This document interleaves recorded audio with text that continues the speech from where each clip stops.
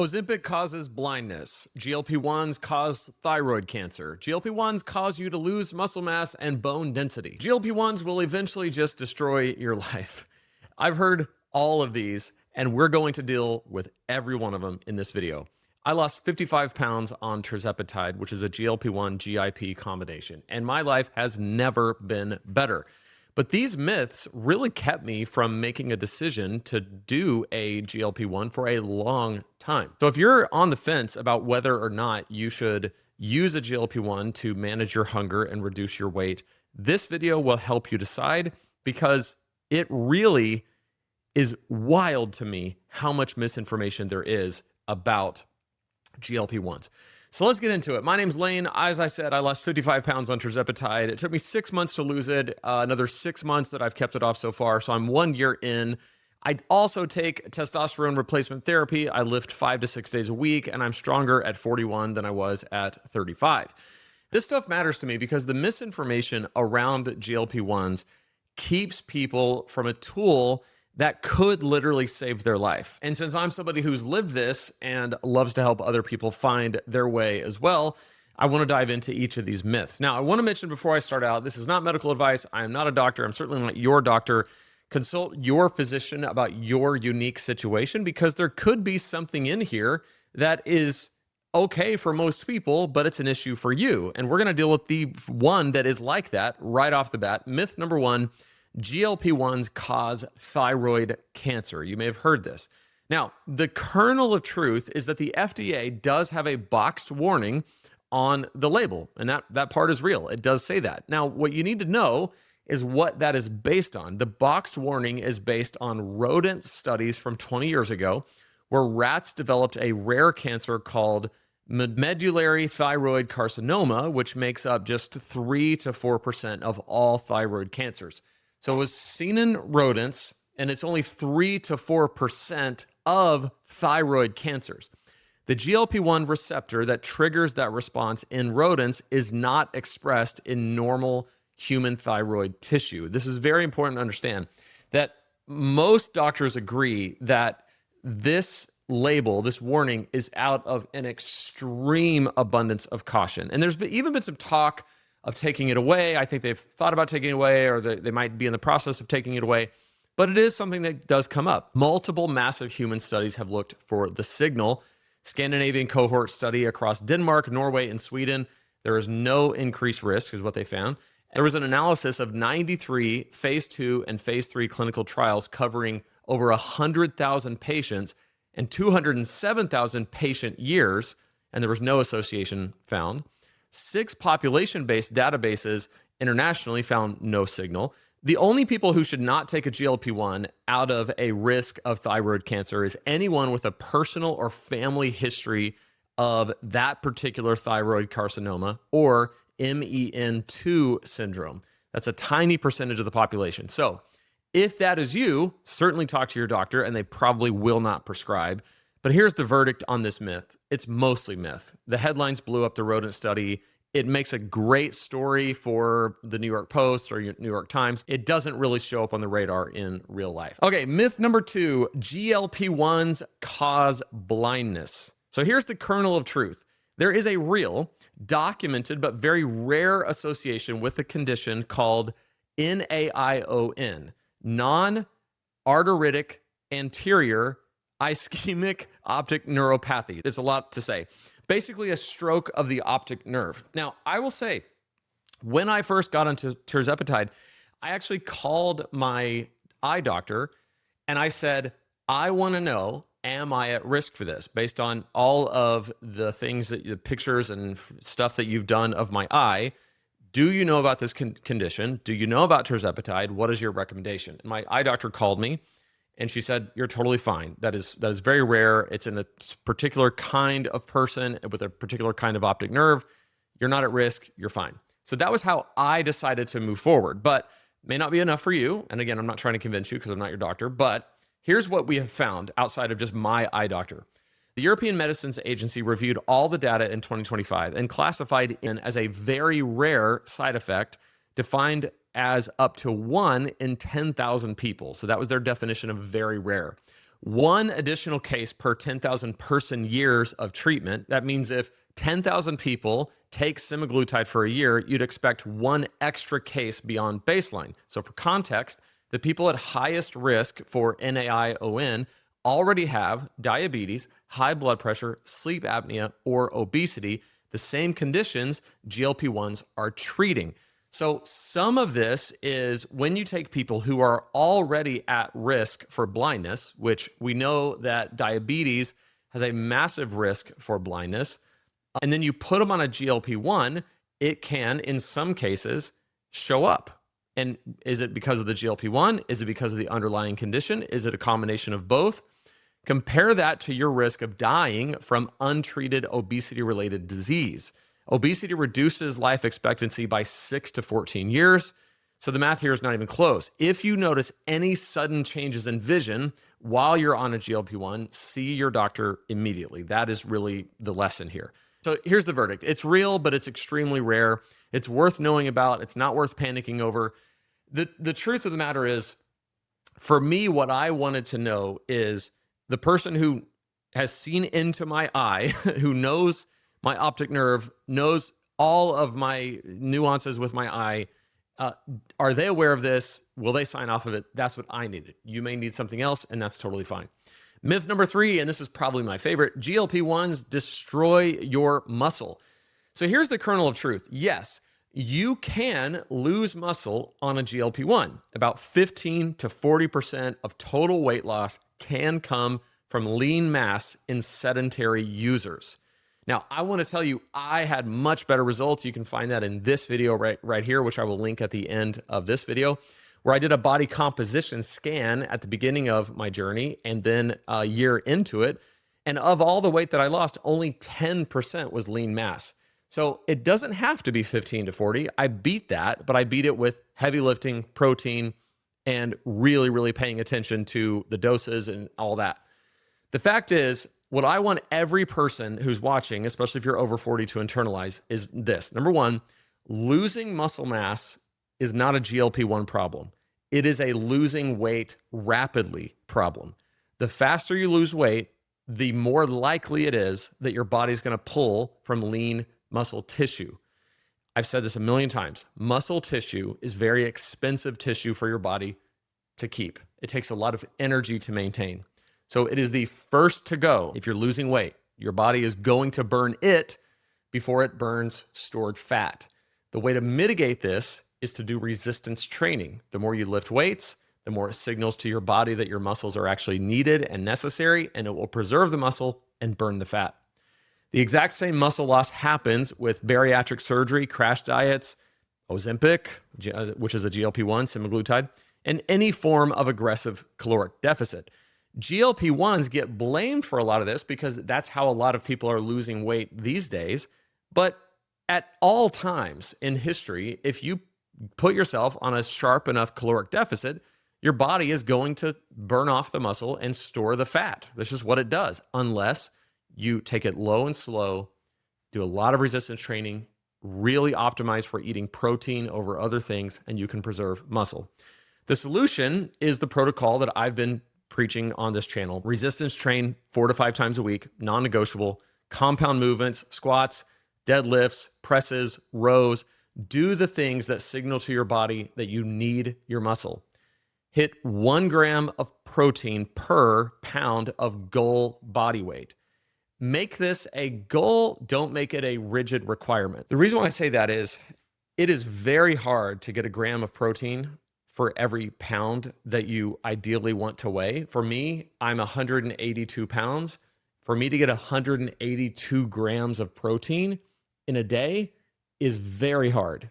So I don't really shoot for that as a requirement. It's an aspiration. I might get 125 on some days. I might get 150 on some days.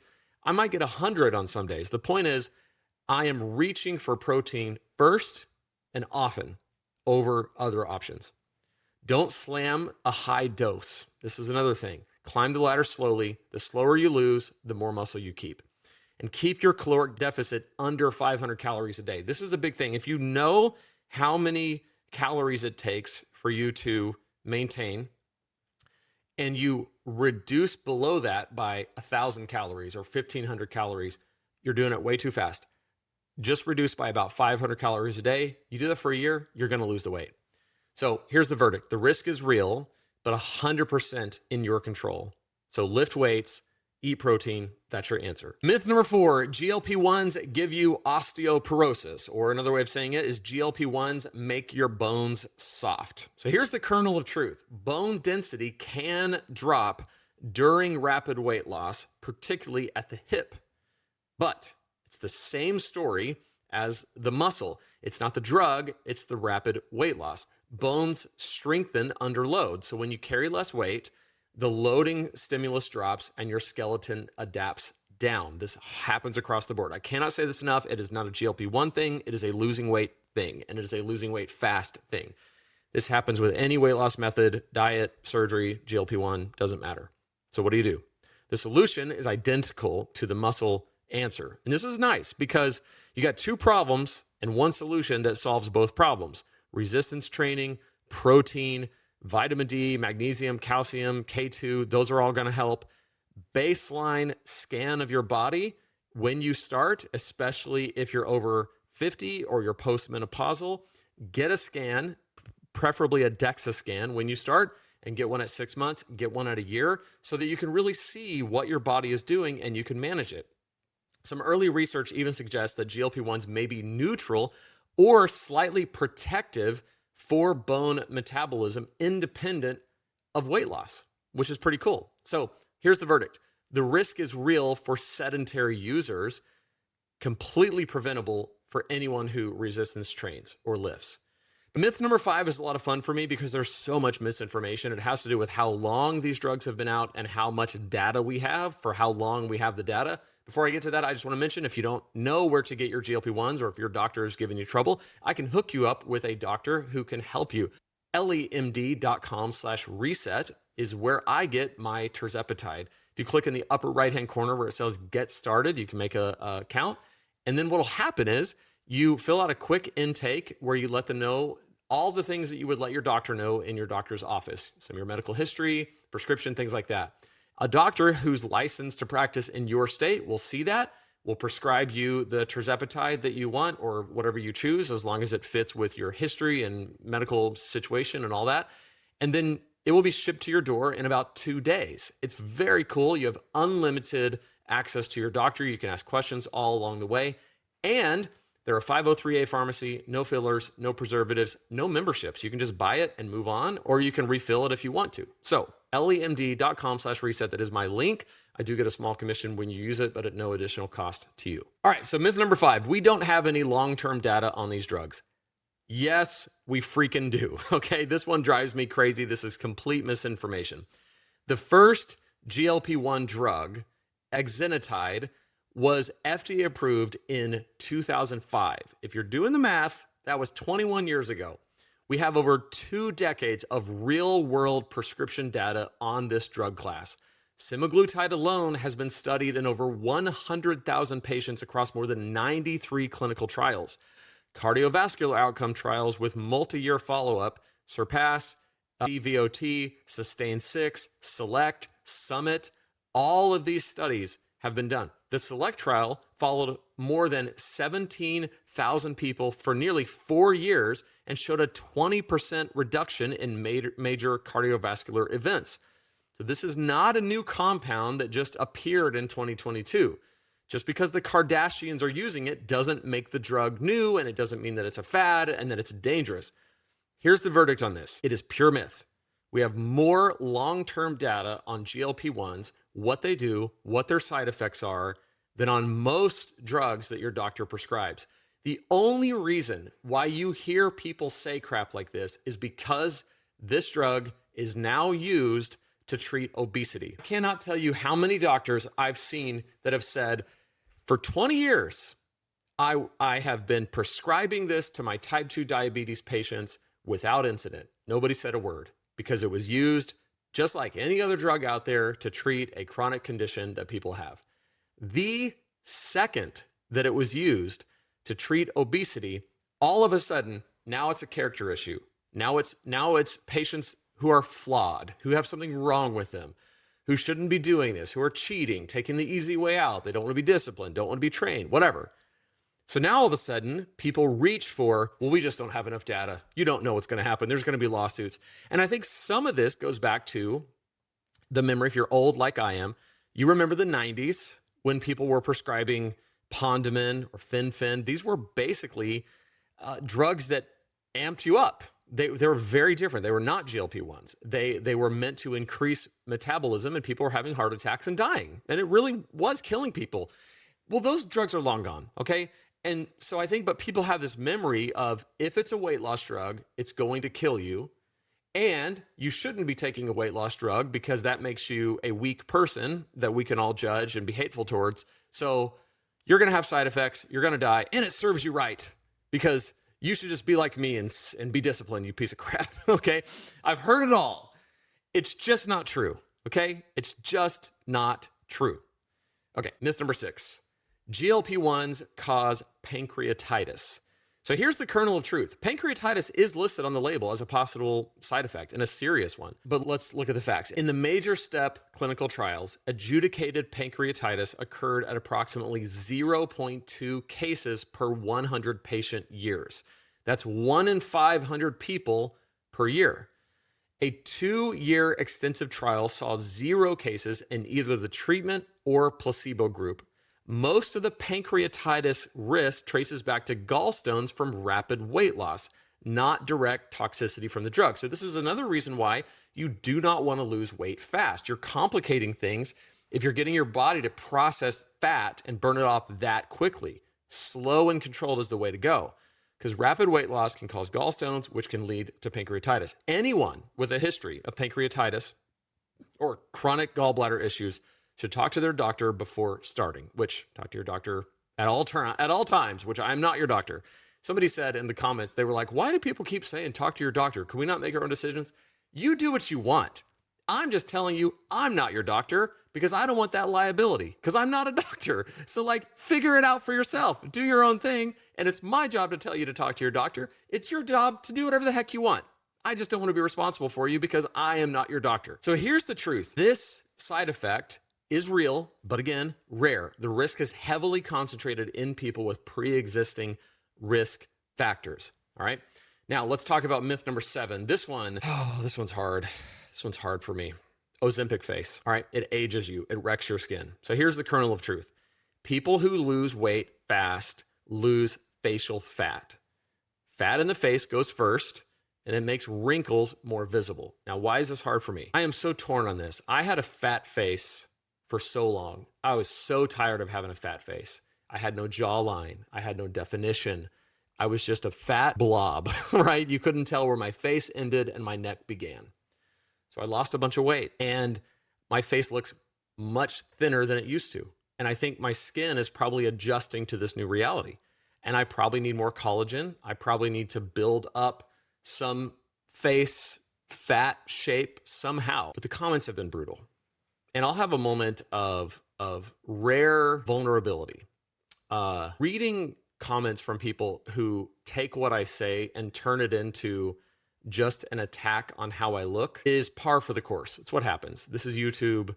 I try not to take it personally because you're commenting on this 2-dimensional version of who you think I am and what you think I represent. You don't know me. You have no idea my life, my values, nothing. But you'll spend 4 or 5 minutes with me in a video and then fire off a comment that says, you look like crap, you look gaunt, you look old, you look like you're 55.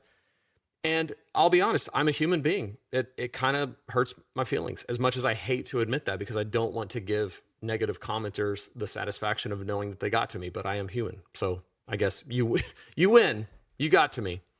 But I didn't go into this to merely just look better, although I do like the way my physique looks now versus how it used to.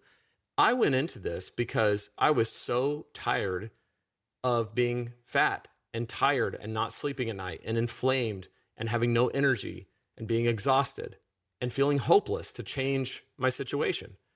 So if this has caused me to look a little older, to have a little bit more wrinkles that are visible, It is the trade-off that I'm willing to make. However, you can, and I can mitigate this with doing some things like we've talked about: muscle, lifting, eating a lot of protein, getting some nutrients that help your face, and hydration. And those are all things that I'm still trying to work on and do better at. So the truth here is people who lose weight lose the facial fat. Now, here's what the facts are. This is not a drug specific effect. Anyone who loses 50 plus pounds will see this. If you have bariatric surgery patients, crash dieters, it's the same outcome. The fix isn't just stay fat so you have a young, fat looking face. The fix is lose weight at a sustainable pace, right? This is the maintenance dose strategy. Don't slam the dose and drop the weight super fast, because you will look gaunt if you do that. Lift weights to preserve overall body composition. Stay hydrated, hit your protein, prioritize collagen supporting nutrients. So again, hydration, protein, collagen. And for some people, dermatology procedures down the line, like maybe you had a lot of face fat and neck fat and you need some of that skin taken in or whatever. So the verdict is there is a real cosmetic effect of rapid weight loss, but that's not unique to GLP-1s, and it's not a reason to stay sick. Myth number 8, GLP-1s cause depression and self-harming thoughts. So here's the kernel of truth. There have been some lawsuits and early FDA adverse event reports that raise this concern. All right, so here's the fact. The FDA, the EMA, and the MHRA all reviewed this signal and found no causal link between GLP-1s and increased thoughts of self-harm.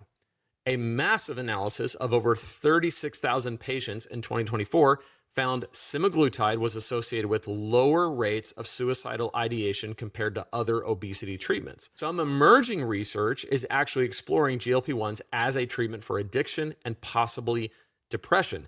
Here's what's interesting. This is kind of an aside, but tirzepatide specifically is so good at reducing the desire to drink alcohol that some people are experimenting or using or prescribing off-label or studying it for treatment of alcohol use disorder because it so effectively reduces cravings. Here's the verdict. This has been investigated thoroughly, but it's just not supported by the evidence. There is a type of depression that people talk about with GLP-1 where, because it reduces your desire, it can reduce, in some cases, your desire for like joy. There seems to be something there, but in terms of causing depression and thoughts of self-harm, there's just not enough there to go there.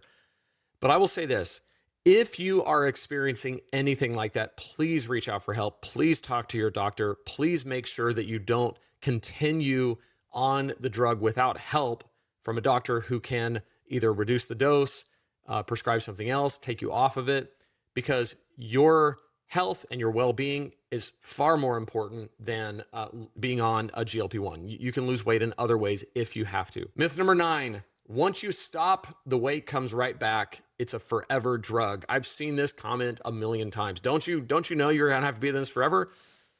And here's where I'll get honest with you, because this one is probably mostly true. I haven't gone off the drug. I don't plan to, because I am perfectly fine with a treatment for a chronic condition being a chronic treatment. Let me give you the facts. In 2026, systematic review found people regain roughly 60% of the weight they lost within 1 year of stopping. It's a big deal. The Step 1 extension trial, people regained 2/3 of their weight loss within a year of stopping semaglutide. Surmount 4 with tirzepatide, people regained an average of 14% of their lost weight after switching to placebo. But here's the framing that nobody talks about, and this drives me freaking bonkers. This is not unique to GLP-1s. This is true of every weight loss method there is. After bariatric surgery, after diet and exercise, weight regain is the norm. Your body has a set point and it fights to defend it. I talked about that in this video right here. You can find it on my channel. I had somebody in the comments tell me, they said, you're just gonna have to be on this forever. So for me, I'm gonna do strict carnivore or keto to get the weight off. And I said, great. What happens when your strict carnivore or your strict keto becomes untenable? Your willpower just isn't there. What's gonna happen? You're gonna gain the weight back. So diet and exercise, if your measure is that anything you try that doesn't forever just take care of the problem is not worth doing, don't diet, don't exercise, don't have surgery, don't take a GLP-1. Just give up. But if you realize that weight is a very complex issue and putting it back on is just going to happen, then it makes it a lot easier to say, well, there's this method and there's that other method. I might as well choose the one that allows me to live my life without having to constantly just focus on not eating. And that's what GLP-1s do. They give you the freedom to finally say, I don't have to orient my entire existence around not eating. I can just live my life. And this compound takes care of the hunger and the intrusive thoughts and the constant food noise. That's all gone. And yeah, maybe I'll have to be on a maintenance dose forever. It's either that or be fat forever. It's either that or yo-yo forever. I spent 20 years yo-yo dieting. That sucks too. This is way better. And there's a million health benefits with it that help my body in a million different ways and take my mind off of dieting and give me freedom. And I get to be lean. So it's a win-win all the way around. So here's the reframe that I want us to think about. Obesity is a chronic condition. We don't tell type 1 diabetes patients that taking insulin is bad because they have to do it forever. We just understand that they have to take insulin because that's what their body needs to treat their chronic condition. Nobody shames them for that. It just is. It's the same way with obesity and with GLP-1 drugs. If you need a maintenance dose to maintain your weight long term, there is no shame in that. The maintenance dose strategy that I'm using right now, which is minimal effective dose, kept indefinitely, is rapidly becoming the standard of care for obesity. And I can understand why, because it gives you exactly what you need, a small dose to take the edge off the hunger, reduce inflammation, increase insulin sensitivity, give your body all the things that it needs to manage your weight, and you can live your life. And if you need to do that forever, who freaking cares? There's so many benefits to it. Exercise after weight loss has been shown to increase your body's own natural GLP-1 response by 25%. So there's more evidence that lifting is the cornerstone. So here's the verdict. This is mostly true, but the framing is wrong. This is a chronic disease management, not a failed cure. That's important to understand. GLP-1s do not cure obesity. They treat it. It's disease management. If you look at it like going off of it makes you gain the weight back, therefore it doesn't work, you would have to say the exact same thing about any diet you've ever done. The truth is it works while you're doing it and it stops working when you stop. It's the same with a GLP-1. All right, myth number 10, this is a bonus. Only lazy people who don't want to put in the work use GLP-1s. I've heard this so much and I just like, come on, follow me to the gym and try to keep up. I will out-train you every day and twice on Sunday. It's not even close. This isn't a science myth. This is a stigma myth. And it's the worst of all. I hate this myth. I lifted weights for 20 years before I touched tirzepatide. I tried every diet. I knew the macros. I tracked them. I tracked calories. I did intermittent fasting, 1 meal a day. I did all of it. I did everything. And you know what? I talked to a lot of people who are in the exact same boat. People who have been fat for decades. There's not a single thing they didn't try. There's not a single book that's been written, a plan that's been prescribed, a way of looking at it, a way of thinking about it, a way of overcoming it that they haven't tried, and it did nothing but cause them to yo-yo, to put weight on, take it off, put it on, take it off. And these are people who largely are successful in a lot of areas of their life. They're good parents. They're good at their job. They're good with money. They're good citizens. But this one piece is visible, right? You can see the fat under the folds of their skin. And so it's easy to look at them and say, because they're fat, they suck. Because they're fat, they lack discipline. For me, I was fat for 20 years while being very successful at just about anything I touched. And so it's funny for me to read comments where somebody feels like they know me and they look at my comments and they go, oh, you lack discipline. You're a piece of crap. And I just have to realize these are people who don't know me. They have no idea and they don't know you. And if you're watching this and you've been made to feel like there's something wrong with you, like you lack something that other people have, or you're broken, F that. You are not broken. There is nothing wrong with you. You simply have higher hunger signals, more food noise, maybe an insulin sensitivity problem, and it's just treatable. You don't have to live this way. And you don't have to listen to people who don't have this struggle tell you that you're flawed for having it. After 40, your hormonal environment shifts. Testosterone drops, insulin resistance creeps in, sleep gets worse, your body literally fights you harder to hold on to fat. GLP-1 is a tool. So is a barbell. So is testosterone. So is sleep. None of them work in isolation. The people that I see succeeding on these protocols are not lazy. They're the most disciplined people I know. It's just this one area that has a hold on them. And there's finally a solution. So if you don't like that, go ahead and comment. It helps my engagement. But for those of us who are changing our lives, we're not listening. We're doing this anyway. And it's making us better. You don't shame a diabetic for using insulin. So stop shaming yourself or anyone else for using a metabolic tool. So here's the summary. 3 of these myths are real risks that you can completely control with how you train and how you eat. 3 are real but extremely rare. And 3 are flat out misinformation. So the protocol still remains. Lift weights, eat protein, climb your dose slowly, keep your testosterone optimized, sleep, and stay under medical supervision. Stay in touch with your doctor, which you can do on lemd.com/reset unlimited. Get this right, and a GLP-1 is one of the most powerful tools that a person over 40 can use to get their body back. Subscribe so you don't miss a thing. We're just getting started. I'm having so much fun. I was a little passionate today in the video, maybe even a little angry. The anger and the passion come from a deep place of care. I want people to understand there's nothing wrong with you. That if this is a challenge, there's a solution. And there's nothing wrong with you taking hold of a solution and getting your life back. This video right here is my body scan composition. It will help you understand what this exactly did to me over the course of a year. And you'll be able to see, like, there's really nothing to be afraid of. Check that out right there. I'll see you in that video.